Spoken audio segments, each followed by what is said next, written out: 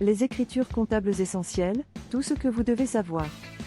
Bonjour et bienvenue sur notre chaîne.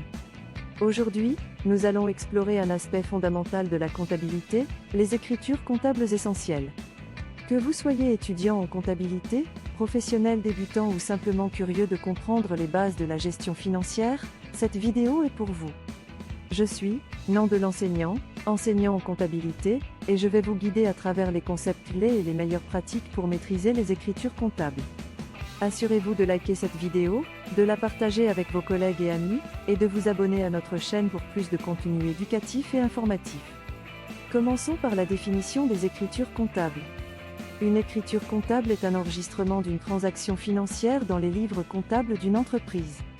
Chaque écriture doit comporter au moins deux comptes, un compte débité et un compte crédité, conformément au principe de la partie double. Ce principe stipule que chaque transaction affecte au moins deux comptes de manière à maintenir l'équilibre entre les débits et les crédits. Prenons un exemple simple pour illustrer ce principe. Imaginons que votre entreprise achète des fournitures de bureau pour 500 €. Cette transaction impliquera un débit du compte fourniture de bureau et un crédit du compte banque pour le même montant. Cela permet de suivre à la fois l'acquisition des fournitures et la diminution de la trésorerie. Cette dualité des comptes permet de maintenir un registre équilibré et précis.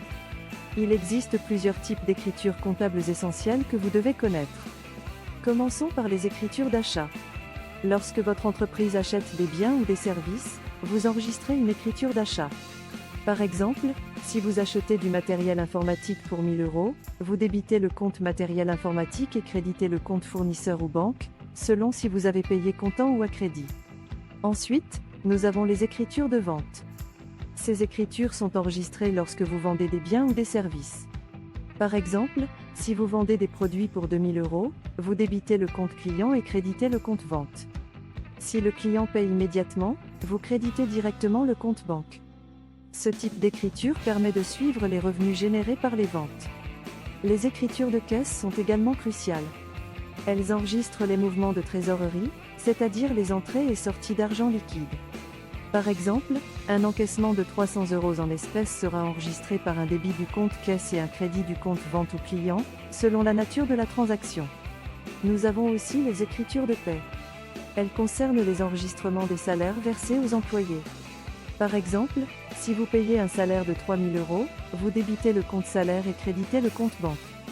En parallèle, vous devrez également enregistrer les charges sociales associées, en débitant les comptes correspondants et en créditant les comptes de dette sociale. Les écritures d'amortissement sont essentielles pour les biens durables. Ces écritures enregistrent la perte de valeur des actifs au fil du temps.